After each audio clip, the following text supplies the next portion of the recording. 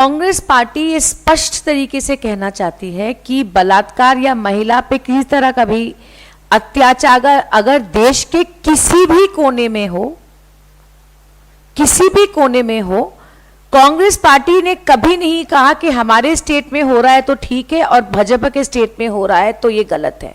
बलात्कार गलत है, किसी भी राज्य में हो, किसी के साथ भी नहीं होना चाहिए और हर सरकार का ये कर्तव्य है कि इसको रोके और अगर ना रोक सके और ऐसी कोई दुर्भाग्यजनक घटना हो तो उसमें तुरंत जांच करें। It is not true that FIR has not been filed. In fact, the arrest was made almost immediately, as far as I know, within 15 minutes, what I have been told. और एक और बार कहने की जरूरत है that rape in no state, doesn't matter whose government is there, should be tolerated. There should be zero tolerance for it. I've spoken to the political advisor of the chief minister on the day it happened and he apprised me that they've taken immediate action. और सरकार का it is the government's duty. Today Hathras case में लोगों को इतना गुस्सा क्यों आया, लोग सड़कों पर क्यों उतरे?